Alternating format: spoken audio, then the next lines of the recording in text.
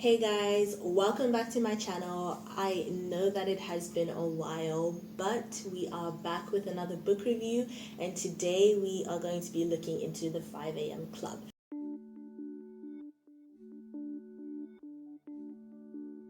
Now, this book was written by Robin Sharma, one of my favorite authors, and it is about optimizing your morning routine so that you can be your most productive self and that you can be your most peaceful self as well. Now, this book, full disclaimer, I listened to it on Audible. I think Audible is now my new kind of best friend. And I did read the PDF because I found a PDF online, which I was really surprised by because it was free and I downloaded it. So I found the PDF online of the whole book. So whilst I was listening to the Audible, I was reading the PDF alongside it. And it helped me follow much easier what was being said, and it helped me be more intentional and digest the information that I was getting.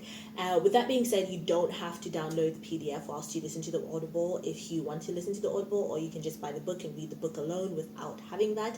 Either way, it is a pretty easy thing to read and to listen to.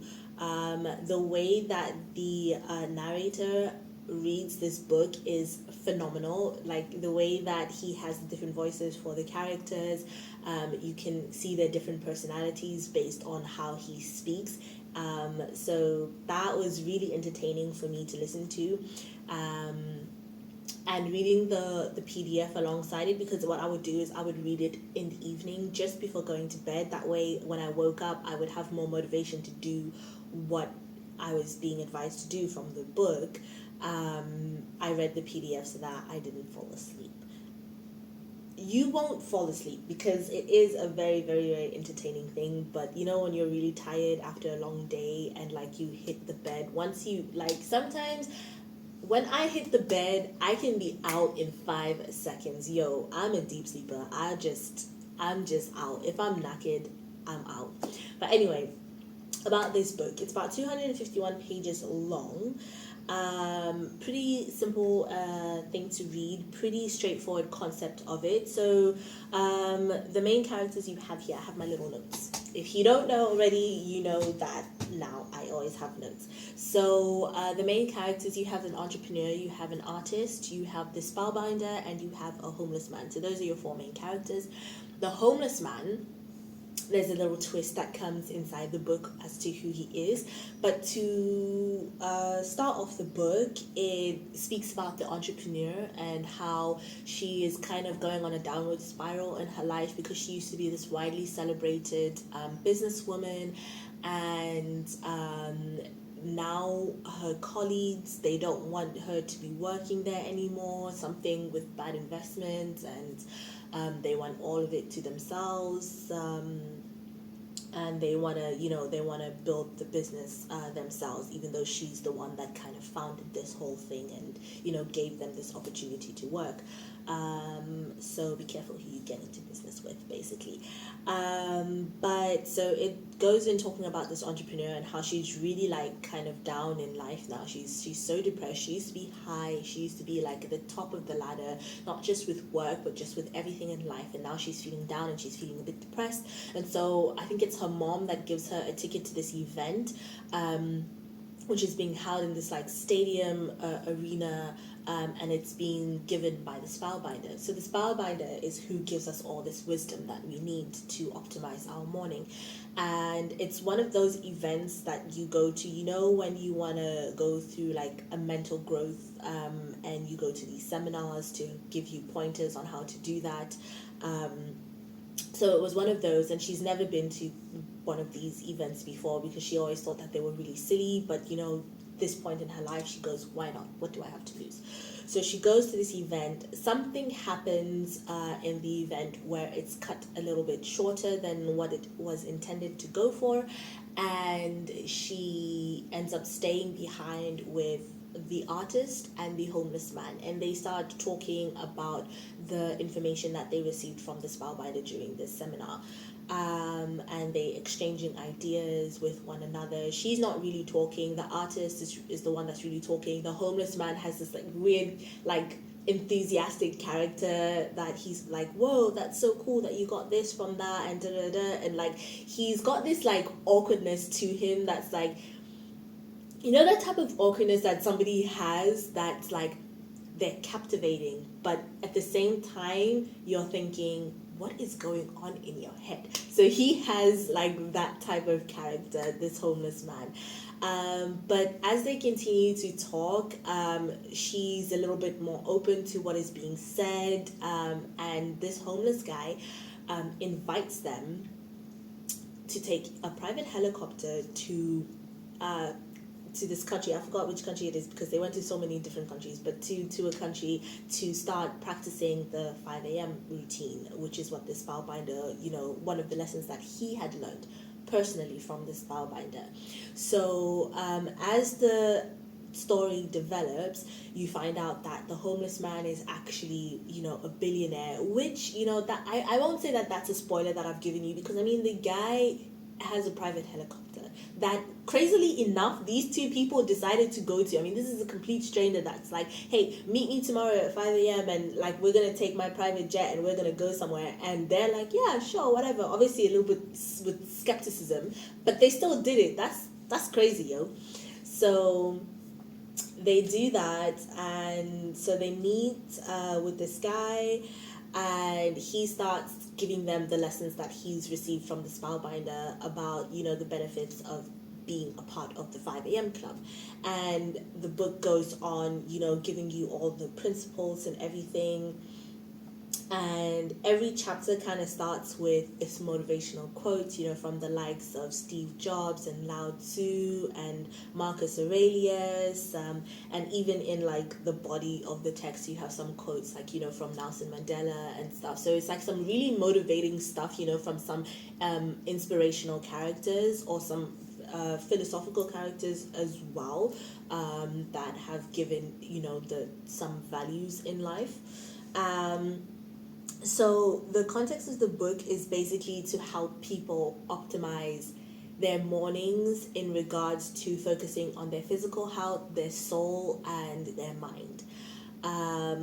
And so as they go through all these different countries, the billionaire or the homeless man is teaching them all of these things in a very like entertaining way. Obviously you still see the struggles that the entrepreneur is kind of going through mentally in her head, you know, the negative thoughts when it comes to her business. The artist is also struggling in his life, you know, like he hasn't been producing as much art as what he would have wanted, or maybe he's not at a point in his life where he thought that he would be. And so all of this is helping both of them.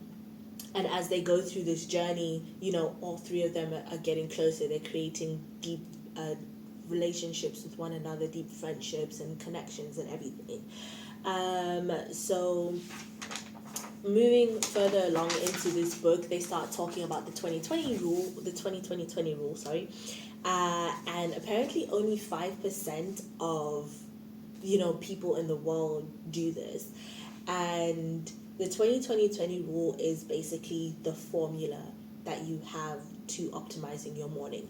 So obviously the idea is in the title of the book itself, the 5 a.m. club. So you're waking up at 5 a.m. And when you wake up at 5 a.m., that hour, you have a whole hour to do all these principles that they've given you. And that is called the victory hour. And the reason why they've put, you know, the 5 a.m. club at 5 a.m. is because the majority of the world is asleep.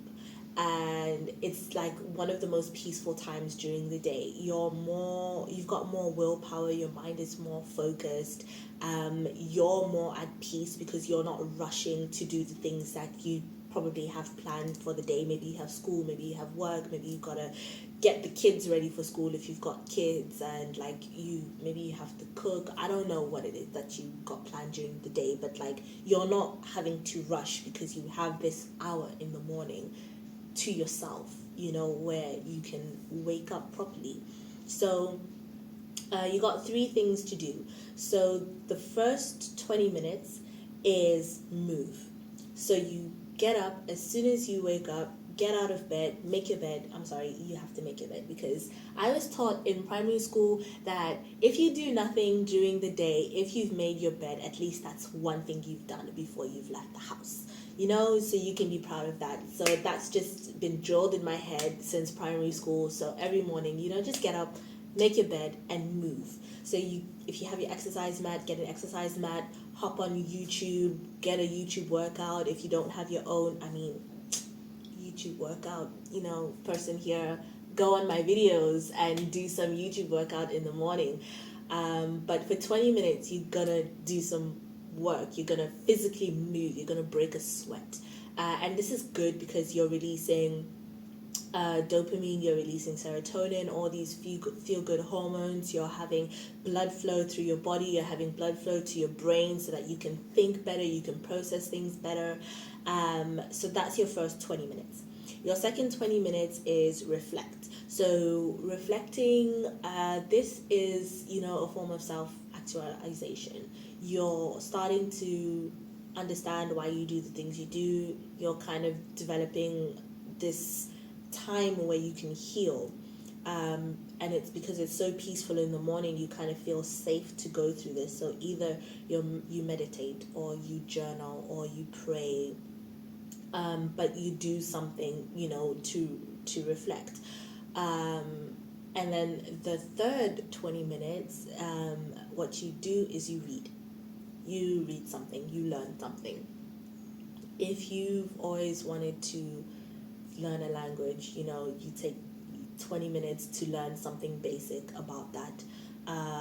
If you wanted to maybe learn how to cook, or if you wanted to learn how to run a business and you've bought a book, you read 20 minutes, of that book. Or if you wanted to, fortify your mind and you have another book for that. But anything, like basically those last 20 minutes are dedicated to you learning something. So the idea of the 20-20-20 rule is that every single day you're doing something, 1% of something to improve, so that by the end of a year, if you do this for a whole year, you have improved by 365%. Which is pretty amazing, and it's kind of less daunting because it's like it's only 1%. It's not like, excuse my French.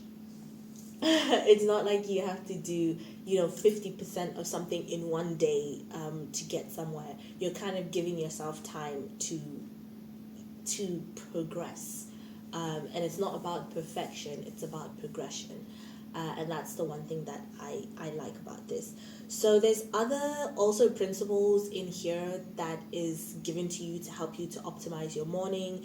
So like there's also night routines, so the 90-91 rule, and then there's like a 60-10 cycle. The book obviously explains this much better than I ever could, so get the book or listen to the Audible and find out more about those. But they have like routines in terms of, okay, you have your night routine where you brush your teeth, you wash your face, you're ready for bed. Put your phone away so that you're not staring at your phone, because the light keeps you awake. It's made to keep you glued to the screen of your phone. Or read something before you go to bed, or stretch, so that you're relaxing your body a bit before you go to bed.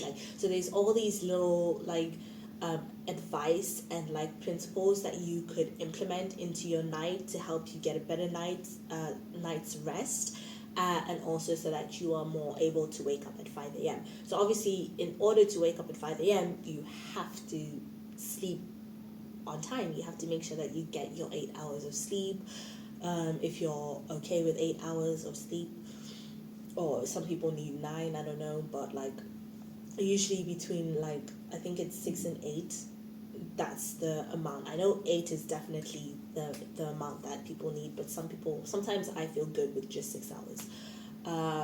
But definitely sleep on time so that you are able to wake up on time for it. So like I said, the concept behind this book is pretty straightforward. It's that you're waking up at a specific time in the morning where you have more peace, where you have more willpower to optimize your creativity, to optimize your productivity, to optimize your physicality, to help you be more at peace in your soul and everything. So when I listened to this book, it was during the pandemic, so in 2021. So I listened to it the beginning of summer, so springish time, almost summertime, in 2021, and I started to implement it. And what I found during this time, I was so productive. So obviously, I was still doing my law courses, but alongside that, I was doing my personal training diploma, and I was also writing my business plan, so that I could open a business. And I managed to get all those things done because what I found was I would wake up at 5, I would do the 20 rule, and then at 6 a.m. I would be done, or maybe 6:20, because in order to wake up, or in order to really, if you really want to be strict on your time, you probably would have to wake up like at maybe 4:40 or like 4:45 or something. That way it gives you time to like wake up and brush your teeth and do all the stuff that you want to do before you move. But I was like, nah, I'm gonna wake up at 5, and if it goes into 6, then okay. But like I would stick to 20 minutes of each thing. It's just changing between each thing. I would wake up at 5, and then I'd do my bed and brush my teeth and everything, and then move. So it would probably be like 5:10 that I would start that, and then but I'd still do it for 20 minutes, and then like to move from one room to the next room to prepare to reflect and all that type of stuff. So you kind of have to maybe prepare yourself the night before, so you have your mat already ready, you have the clothes that you're gonna wear for your exercise already ready in the evening, so that you eliminate all those things, all those minor decisions that would normally take up some time if you did it during that same day. But yeah, so yeah, it's pretty straightforward in that you have this routine to optimize your morning. I believe that it was really positive when I did it because I was very creative, and normally I would not describe myself as somebody who is extremely creative. Like I can I can create some stuff like great, but like I'm not a skilled artist that like just sees all these beautiful images in their head and then they can just put it down on paper, or like even when it comes to other things than drawing. But everybody has an aspect of creativity in them, and I found that when I was doing this, I was 100% more creative because I had different projects that I was like, oh, maybe I should do this. And particularly during the reflection time, because I chose to meditate during that time. Obviously, you have different goals when it comes to meditation. Sometimes people visualize, or sometimes people try to have their mind blank. And I would just kind of let my mind do whatever. If a thought came in, I would acknowledge that that thought came in, and then I would just let it go rather than beating myself up for having a thought. So sometimes, like during that period of meditation, thoughts would come in of, oh, maybe you should do this and implement that in your project, and like all these different ideas. And then like the next morning by 7 a.m. I would be sat down doing work, and it would just like, when I tell you, bro, writing an essay for school used to take me so long to do it. Within an hour, I would be sat down and writing all that stuff because my mind was just sharp. So I did things more quickly than what I had previously done before, but also at a good level, like not at a mediocre level that would just scrape me, a pass. Like it was really, really good. So I would recommend it. One of the downfalls, or one of the negatives that I would say that I found with this, is because I'm not doing it anymore, but it is something that I want to get back into. But when I had stopped it back in 2021, I felt so much guilt Like, I felt like I was wasting so much time, and if I didn't do everything perfectly, like how it's said in the book, then I wasn't gonna get the results, and like I was really just in my head about that. But I'm telling myself now that, it can be done at any time during the day. Like, if I don't wake up at 5 a.m. and I wake up at 6 instead, I can still do it. But during that time in 2021, like, if I didn't wake up at 5 a.m., and even if I woke up at 6 or at 7, I would be like, nah, I can't do it. The thing said 5 a.m., it's got to be 5 a.m., and I would kind of like block myself from progressing into that. So that's one of the negatives that I would say be careful of. Try not to aim for perfection, but just progression. If you end up waking up at 8 instead of 5, and you know that, okay, you don't have work or you don't have anything in the morning, try to get that still done, because it does help you. It does give you, that time for yourself. But definitely still try to, get to sleep on time so that you can wake up at 5 a.m. Because when I tell you, it's so peaceful in the morning. Like, my mom was sleeping, my sisters were sleeping. I was like, bro, I have never had this type of bliss before. Like, maybe when I was a kid, but that was when everything was done for me, so you're always kind of like in a state of bliss. But bro, when I tell you, when I was waking up, I was like, damn, this is really nice. To the point, like, when my family started to wake up and I started to hear little noises, I was like, God, why? I mean, but no, I love my family. I'm glad that they woke up. Thank you, Jesus, that, they're waking up every single day and stuff. But it's such a lovely time for yourself where you don't feel any pressure. You don't feel pressure from society to be a specific way. You don't even feel pressure from yourself to be a specific way, because you're just proud of yourself and the fact that you're doing it. Because I was just like so proud of myself that by the time when I was eating my breakfast after, I was like, bruh, you did it. That's you. That's all you. So, yeah. So, definitely try. The goal is to do it for 66 days. And it explains this in the book as well, to do it for 66 days. So, for the first 22 days, it is breaking down the bad habits that you have, like dismantling them and taking them away. The next 22 days is installing or instilling the new habit of waking up, the new routine of reading, of exercising, of reflecting into your morning. And then the next 22 days is to solidify what you have implemented into your life. And it says that if you've done that for 66 days, normally now you've just created a habit. And it's kind of like when you've woken up so many times at a specific time, regardless of what time it is during the day, your body clock just kind of like, even if you're so tired, your body's like, it's 7, I gotta get up, and it's like that. And I did do it for the whole 66 days, and it was absolutely fantastic. And I did it for a little bit more than the 66 days, but then, life started to happen. I started to sleep late. I didn't really set myself up for the success of being continuous with it. But yeah, there's so much insights into this book.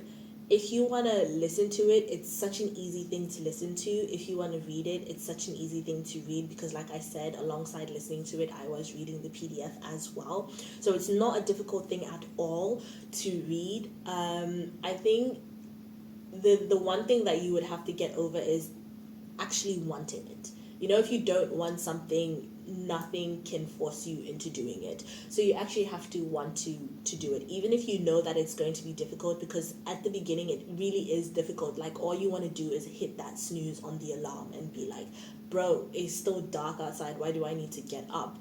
But remind yourself why you're doing it. You're doing it because you want to feel more peace in your heart. You want to feel more peace in your mind. Or maybe you want to be able to finish writing a book, if you're writing a book by the end of, the month or 2 months, or whatever it is that your goal is. Remind yourself constantly that this is why I am doing this. And then also the feeling that you get after you've done it, that is something that's going to motivate you to keep doing it as well. So that is it. That is the book, The 5 a.m. Club by Robin Sharma. Definitely get into it, and just try it out. For 66 days, try it out and see how you feel with it. I can guarantee that there will be improvements in your life. And if waking up at 5 a.m. is not working with, your lifestyle, then adjust it. If it means that you have to wake up at 6, still do it, because that 20 rule is really something that I think that can be beneficial whatever time you do it during the day. But obviously the goal or the aim of the book is for you to be waking up at 5 a.m. So if you can do the 66 days, and then after that, then judge, what it is that works for you. But you have to be aware that some sacrifices need to be made, especially during your evenings, because your evening is what's going to help you in the morning. And if you ever want to improve in anything in life, you are going to have to make some sacrifices. If you ever want to get a skill for anything, you're going to have to make sacrifices in life. And it's not a negative thing to have to sacrifice not being on your phone constantly if you want to wake up early, or if you want to get more fit, to eat a little bit healthier, or cutting down the amount of sugars that you have in your diet. It's sacrifice doesn't have to be a negative thing. So yeah, that is what I have for you guys today. I hope you enjoyed this. I didn't give too much away of what is written in the book, because I really do think it'll be beneficial for you guys to read it. But with that being said, I hope that you guys have a wonderful day. Please like and comment and subscribe. Share this video with your friends and with your family so that you guys can do it together. I mean, you don't have to be in the same space, but send it to your best friend, and she can wake up at 5 in her house and you wake up at 5 in yours, and you build together and you grow together. So yeah, leave a comment down below on what you liked, and on if you're gonna give this a try. And I look forward to seeing you in the next video. Bye.